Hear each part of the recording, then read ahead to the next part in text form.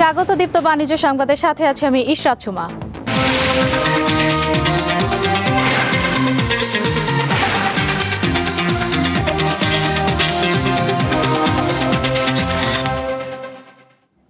দেশে সম্প্রতি সহিংসতা বেড়ে যাওয়ায় নানা আশঙ্কা প্রকাশ করেছে বেসরকারি গবেষণা প্রতিষ্ঠান সিপিডি।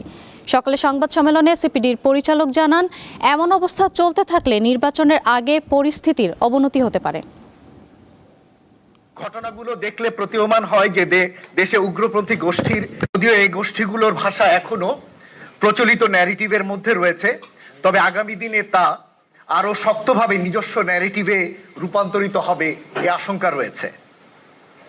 এর বিরুদ্ধে আমরা প্রচলিত রাজনৈতিক প্রক্রিয়াকে নিন্দা জানাতে দেখছি, সরকারকে আমরা ম্রিয়মাণভাবে বিবৃতি দিতে দেখছি। মনে রাখা দরকার যে স্বল্প মেয়াদে প্রচলিত রাজনৈতিক ব্যবস্থা এর সুবিধাভোগী হবার সম্ভাবনাই বেশি। এ কারণে নির্বাচন এবং নির্বাচন পরবর্তী রাজনৈতিক পট পরিবর্তনে নতুন বিস্তৃত উগ্রপন্থার বিরুদ্ধে সম্ভবত আমরা খুব কম ব্যবস্থাই নিতে দেখব। রাজধানীর সিরডাপ মিলনায়তনে রিহাবের সংবাদ সম্মেলন চলছে, সেখানে রয়েছেন সহকর্মী শাহরিয়ার ইমন। আমরা সরাসরি চলে যাচ্ছি সেখানে।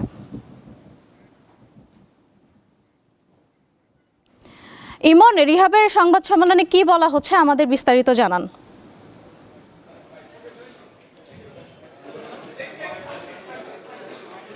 হ্যাঁ ইশরাত সুমা, আপনি জানেন যে রিহাব প্রতি বছরই আসলে আপনার তারা একটি মেলার আয়োজন করে। এরই ধারাবাহিকতায় এবারে ২৭তম মেলার আয়োজন করেছে। এই মেলা আয়োজন উপলক্ষে তারা একটি সংবাদ সম্মেলন আয়োজন করেছে এবং এই সংবাদ সম্মেলনে তারা যে বলছেন আগামী পরশু অর্থাৎ ২৪ থেকে ২৭ এই ৪ দিনব্যাপী আসলে আপনার এই মেলাটি আয়োজন করা হবে এবং এবারের এই মেলায় প্রায় ২২০টি স্টল থাকছে। আর একটি বিষয় হচ্ছে যে আপনি জানেন যে সাম্প্রতিক সময় ভূমিকম্পের বিষয়টি আসলে বেশ জোরালোভাবে উচ্চারিত হয়েছে। এই বিষয়ে আমরা সাংবাদিকরা তাদের মুখোমুখি হয়েছিলাম, তাদেরকে বলেছি যে আপনারা যে হাউজিং কোম্পানিগুলো বা রিয়েল এস্টেট কোম্পানিগুলো আছে তারা এই বিষয়ে কি বাড়তি পদক্ষেপ নিচ্ছেন। তারা বলছেন যে ভূমিকম্পের বিষয়টিকে তারা সর্বোচ্চ গুরুত্ব দিয়ে তাদের যে বিল্ডিংগুলো আছে সেগুলো নির্মাণ করার ব্যাপারটি তারা গুরুত্ব দিচ্ছেন, অর্থাৎ নিরাপত্তা ঝুঁকির বিষয়গুলোকে তারা মাথায় রেখে কিন্তু এই বিল্ডিংগুলো নির্মাণ করছেন। আর সুমা, এবারে যে মেলা হচ্ছে সেই মেলায় আসলে আমি যেটি আপনাকে আগে বলছিলাম যে ২২০টি স্টল থাকছে এবং এই স্টল থেকে আসলে গ্রাহকরা বা দর্শনার্থীরা তারা কিন্তু তাদের পছন্দের ফ্ল্যাটটি কিনতে পারবেন এবং এখানে আপনার বিভিন্ন অফার দেওয়া হবে, বিভিন্ন সুযোগ সুবিধা এখানে থাকবে। এখান থেকে তারা বাছাই করে তাদের পছন্দ মতো ফ্ল্যাটটি কিনতে পারবেন এবং এই মেলাতে আসলে দর্শনার্থীদের জন্য একটি প্রবেশ মূল্য দিতে হবে। দর্শনার্থীদেরকে ৫০ টাকা প্রবেশ মূল্য দিয়ে এই মেলায় প্রবেশ করতে হবে। অর্থাৎ যেটি আমি বলছিলাম যে আগামী পরশু অর্থাৎ ২৪ থেকে ২৭ ৪ দিনব্যাপী এই মেলা শুরু হতে যাচ্ছে এবং মেলা দর্শনার্থীদের জন্য একটি নতুন ভিন্ন মাত্রা আনবে বলে আয়োজকরা বলছেন। এবং এখানে আমরা যেটি বলছিলাম যে আপনার রিহাবের প্রেসিডেন্ট ওয়াহিদ উদ্দিন তিনি আপনার মেলার সম্পর্কে বিস্তারিত সাংবাদিকদের সাথে কথা বলছিলেন। তো সুমা, আমার হাতে এখন পর্যন্ত এতটুকুই এই সিরডাপ মিলনায়তনে। ইমন, আপনাকে ধন্যবাদ। জানাবো পরবর্তী সংবাদ। ৬ মাসের মাথায় সঞ্চয়পত্রের মুনাফার হার আরেক দফা কমতে পারে। আগামী ১ জানুয়ারি থেকে পরের ৬ মাসের জন্য অর্থ মন্ত্রণালয়ের অর্থ বিভাগ নতুন হার নির্ধারণের একটি প্রস্তাব তৈরি করেছে। জানা গেছে এ সংক্রান্ত একটি সারসংক্ষেপ সম্প্রতি অর্থ উপদেষ্টার অনুমোদনের জন্য তার দপ্তরে জমা পড়েছে। অর্থ উপদেষ্টা অনুমোদন করলে অর্থ বিভাগ তা পাঠিয়ে দেবে অভ্যন্তরীণ সম্পদ বিভাগে। এরপর আইআরডি পরিপত্র জারি করবে। বর্তমানে সঞ্চয়পত্রের সর্বোচ্চ মুনাফার হার ১১.৯৮% এবং সর্বনিম্ন মুনাফার হার ৯.৭২%। নতুন প্রস্তাবে এ হার গড়ে 0.৫% করে কমতে পারে। তবে কম বিনিয়োগের ক্ষেত্রে মুনাফার হার বর্তমানের মতোই তুলনামূলকভাবে বেশি থাকবে, আর বেশি বিনিয়োগের ক্ষেত্রে মুনাফার হার হবে কম। ৭,৫০,০০০ টাকা বা এর কম হলে মুনাফার হার হবে বেশি, আর ৭,৫০,০০০ টাকার বেশি বিনিয়োগের ক্ষেত্রে মুনাফার হার হবে কম।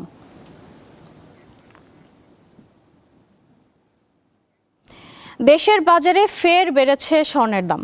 সবশেষ রোববার ভরিতে ১,০৫০ টাকা দাম বাড়িয়েছে বাংলাদেশ জুয়েলার্স অ্যাসোসিয়েশন বাজুস। এতে ২২ ক্যারেটের ১ ভরি স্বর্ণের দাম পড়বে ২,১৮,১১৭ টাকা। পাশাপাশি ২১ ক্যারেটের প্রতি ভরি ২,০৮,২০২ টাকা, ১৮ ক্যারেটের ১,৭৮,৪৫৯ টাকা এবং সনাতন পদ্ধতির প্রতি ভরি স্বর্ণের দাম পড়বে ১,৪৮,৫৯৯ টাকা। নতুন এ দাম আজ থেকেই কার্যকর ধরা হয়েছে। সব মিলিয়ে চলতি বছর এখন পর্যন্ত মোট 87 বার দেশের বাজারে স্বর্ণের দাম সমন্বয় করেছে বাজুস, যেখানে 60 বারই দাম বাড়ানো হলো।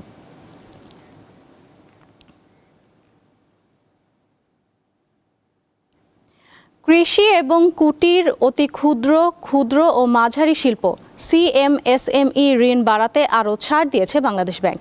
এবার ঋণের বিপরীতে ব্যাংকগুলো নিরাপত্তা সঞ্চিতি বা প্রভিশন সংরক্ষণের হার আরও কমানো হয়েছে, অর্থাৎ আগের চেয়ে আরও কম নিরাপত্তা সঞ্চিতি সংরক্ষণ করতে হবে। বাংলাদেশ ব্যাংক রোববার এ বিষয়ে প্রজ্ঞাপন জারি করেছে। ফলে ব্যাংকগুলো এ দুটি খাতে ঋণ দিতে আগ্রহী হবে বলে আশা প্রকাশ করেন নিয়ন্ত্রক সংস্থাটির কর্মকর্তারা। নতুন নির্দেশনা অনুযায়ী 2026 সালের 31 ডিসেম্বর পর্যন্ত CMSME খাতের আওতায় সব অশ্রেণীকৃত স্বল্পমেয়াদী কৃষি ঋণ এবং CMSME শিল্প উদ্যোগের ঋণের বিপরীতে 1% পরিবর্তে 0.50% হারে নিরাপত্তা সঞ্চিতি সংরক্ষণ করতে পারবে। অর্থাৎ নিরাপত্তা সঞ্চিতি সংরক্ষণের হার কমিয়ে অর্ধেকে নামানো হয়েছে। শীর্ষস্থানীয় frozen food brand Kazi's Farm Kitchen টানা চতুর্থবারের মতো দেশের 1 নম্বর ফ্রোজেন ফুড ব্র্যান্ডের স্বীকৃতি অর্জন করেছে। 17তম বেস্ট ব্র্যান্ড অ্যাওয়ার্ড 2025-এ এই সম্মাননা পেয়ে ফ্রোজেন ফুড ক্যাটাগরিতে নিজেদের নেতৃত্বের অবস্থান আরও সুদৃঢ় করল ব্র্যান্ডটি। বাংলাদেশ ব্র্যান্ড ফোরামের আয়োজনে সম্প্রতি রাজধানীর একটি হোটেলে জাঁকজমকপূর্ণ অনুষ্ঠানে এই পুরস্কার প্রদান করা হয়। অনুষ্ঠানে দেশের শীর্ষ কর্পোরেট প্রতিনিধি, শিল্প খাতের নেতৃবৃন্দ এবং বিভিন্ন ইন্ডাস্ট্রির স্টেক হোল্ডাররা উপস্থিত ছিলেন। প্রতিষ্ঠানের পক্ষে পুরস্কার গ্রহণ করেন কাজী ফুড ইন্ডাস্ট্রি লিমিটেডের প্রধান নির্বাহী কর্মকর্তা তানভীর হায়দার চৌধুরী। এ সময় তার সঙ্গে উপস্থিত ছিলেন প্রতিষ্ঠানের মার্কেটিং, প্রোডাক্ট ডেভেলপমেন্ট ও ব্র্যান্ড টিমের ঊর্ধ্বতন কর্মকর্তারা।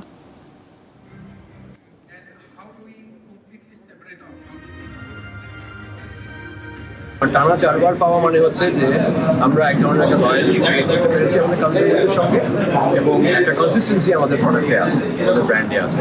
তো ব্র্যান্ডের ব্যাপারটাই হচ্ছে সেটা যে একটা ব্র্যান্ডকে বিশ্বাস করতে পারলে তার প্রতি লয়াল হয় মানুষ তখনই যখন দেখি সেটা একটা কনসিস্টেন্সি থাকে। তো আমরা খুবই কৃতজ্ঞ যে আমাদের কনজিউমাররা, আমাদের ভোক্তারা আমাদের প্রতি সেই বিশ্বাসটা স্থাপন করতে পারছেন। আমরা খুবই আনন্দিত এবং আশা করি এই আস্থা, এই বিশ্বাস আমরা সামনে রাখছি। উত্তরাঞ্চলে কিছু জেলায় বইছে মাঝারি শৈত্যপ্রবাহ। এতে বেড়েছে লেপ, কম্বল ও শীত নিবারণের পোশাকের কেনাবেচা। এ বিষয়ে জানাতে ঠাকুরগাঁও থেকে যুক্ত আছেন সহকর্মী মঈনুদ্দিন তালুকদার হিমেল। চাহিদা বেড়ে যাওয়ায় শীতের কাপড় এবং লেপ কম্বলের দামে কোনো প্রভাব পড়েছে কিনা, ক্রেতারা কি বলছেন এ বিষয়ে? সোমা, আপনি জানেন যে উত্তরের জেলাগুলোতে দেশের অন্যান্য প্রান্তের চাইতে শীতের পরিমাণটা একটু বেশি থাকে। এবারও বড়বারের ন্যায় ঠাকুরগাঁয়ে কিন্তু প্রচুর শীত পড়েছে। বিশেষ করে পৌষের শুরু থেকে ঠাকুরগাঁয়ে শীত বাড়তে শুরু করেছে। সকাল এই প্রায় মনে করেন 12 থেকে 12:30 পর্যন্ত ঘন কুয়াশায় আচ্ছন্ন থাকছে ঠাকুরগাঁয়ের রাস্তাঘাট, প্রকৃতি। এর ফলে ঠাকুরগাঁয়ে শীতের যে কাপড়গুলো, এর চাহিদা বাড়তে শুরু করেছে। বিভিন্ন লেপ তোশকের দোকানগুলোতে আমি গিয়েছিলাম, সেখানে দেখেছি যে এখন লেপ বানানোর যে তুলো, এই তুলা 110 থেকে 150 টাকা পর্যন্ত বিক্রি হচ্ছে কেজি, এবং একটি রেডিমেড 5x5 স্মার্ট যে লেপগুলো আছে সেগুলো বানাতে খরচ পড়ছে 1600 থেকে 2000 টাকা প্রকারভেদে। আমি বিভিন্ন রকম ক্রেতাদের সাথে কথা বলেছি, তারা আমাকে জানিয়েছেন গতবারের তুলনায় এবার তুলা এবং লেপের দামটা একটু বেশি, এবং সেই সাথে শীত যখন কম ছিল, বিশেষ করে মাসখানিক আগেও লেপ ও তুলোর দাম কম ছিল। এই 1 মাসের ব্যবধানে কিন্তু ঠাকুরগাঁয়ে লেপ এবং তুলোর দাম কিছুটা বেড়েছে। সেই সাথে ঠাকুরগাঁয়ে যে শীতের কাপড়ের দোকানগুলো, আমি বিশেষ করে এখন যেখানে দাঁড়িয়ে আছি, এটি ঠাকুরগাঁয়ের সর্ববৃহৎ পুরাতন কাপড়ের দোকানের মার্কেট। এখানে সাধারণত বিভিন্ন শ্রেণী পেশার মানুষেরা তাদের শীতের কাপড় কেনাকাটা করতে আসে। এখানে বিত্তশালী থেকে শুরু করে নিম্ন, মধ্যবিত্ত এবং নিম্নবিত্ত সকলকে আমি দেখেছি এই বাজারে এসে কাপড় কেনাকাটা করতে।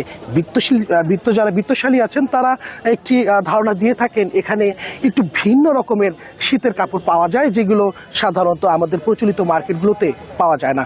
আর নিম্নবিত্তরা এখানে আসেন স্বল্প মূল্যে একটি ভালো শীতের কাপড় নিতে। ঠাকুরগাঁতে যেহেতু শীত বাড়তে শুরু করেছে, সেই সাথে এই পুরাতন কাপড়ের দোকানগুলোতে ভিড়ও বাড়তে শুরু করেছে।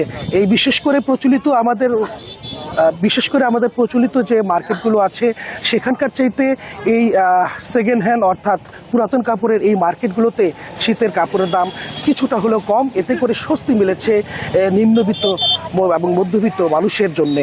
আমি এখানকার ব্যবসায়ীদের সাথে কথা বলেছি, তারা আমাকে জানিয়েছেন যে শীত বাড়ার পাশাপাশি এখানে ভিড় বাড়তে শুরু করেছে, সারাদিন এখানে ভিড় থাকছে এবং ব্যবসায়ীদের কাছ থেকে নেওয়া ধারণা অনুযায়ী এখানে প্রতিদিন প্রায় কয় লক্ষ টাকার কেনাকাটা হয়ে থাকে। এই ছিল ঠাকুরগাঁয়ের পুরাতন কাপড়ের মার্কেট থেকে আমার কাছে থাকা সর্বশেষ তথ্য। সোমা। হিমেল, আপনাকে ধন্যবাদ। জানাবো পরবর্তী সংবাদ। গাইবান্ধায় যমুনার চরে বাদাম চাষ করে ভাগ্য বদলের চেষ্টা করছেন কৃষকরা। অন্য ফসলের তুলনায় লাভ হচ্ছে বেশি। আবহাওয়া অনুকূলে থাকায় এবছর বাম্পার ফলনের আশা করছেন চাষিরা। বন্যার পর বালু জমে যমুনা নদীর চরে প্রায়ই অনাবাদি হয়ে পড়ত। তখন ফসল ফলানো কঠিন হতো, কিন্তু সময়ের বিবর্তনে জেগে ওঠা চরগুলোতে এখন সবুজের সমারোহ। বাদাম গাছের লতাপাতার চাদরে ঢেকে আছে যমুনার বিস্তীর্ণ চর। চলতি মৌসুমে গাইবান্ধার ১৬৫৫ হেক্টর জমিতে বাদাম চাষ হয়েছে। এবছর আবহাওয়া অনুকূলে থাকায় এবং চরের জমি বাদাম চাষে উপযোগী হওয়ায় বিঘা প্রতি ৫ থেকে ৬ হাজার টাকা ব্যয়ে ১০ থেকে ১২ মণ বাদাম উৎপাদনের আশা করছেন কৃষকরা। ভাই এবছর বাদাম করছি ৪ থেকে ৪.৫ বিঘা জমির মধ্যে। বাদাম অন্যান্য বছর করছে তুলনামূলক এবছর আগুর বাদাম গুলা খুবই ভালো। খরচ কম, পানি লাগে না, সেচ দেওয়া লাগে না, সার দেওয়া লাগে না। এটা কোনো ভাইরাস নাই, এটা খুব শান্তশিষ্ট আবাদ। মজুর থেকে ভুট্টার থেকে বাদামের লাভ আছে। কৃষকদের উন্নত জাতের বাদাম চাষে উদ্বুদ্ধ করার পাশাপাশি সার্বিকভাবে সহযোগিতার আশ্বাস দেন এই কৃষি কর্মকর্তা। আমরা প্রণোদনা কর্মসূচির আওতায় আমরা বাদাম প্রণোদনা দেই, কৃষক যাতে উন্নত মানের জাত পায়, সেই জাত যাতে পরবর্তীতে আবাদ করতে পারে। চরাঞ্চলে উৎপাদিত বাদামের চাহিদা দেশ জুড়ে। স্বল্প খরচে বেশি লাভ হওয়ায় বাদাম চাষের প্রতি আগ্রহ হচ্ছেন গাইবান্ধার কৃষকরা। সাদিয়া চৌধুরী, দীপ্ত বার্তা কক্ষ। এই ছিল এখনকার দীপ্ত বাণিজ্য সংবাদে। এরপর দীপ্ত আন্তর্জাতিক সংবাদ দেখার আমন্ত্রণ রইল। সাথে থাকার জন্য ধন্যবাদ।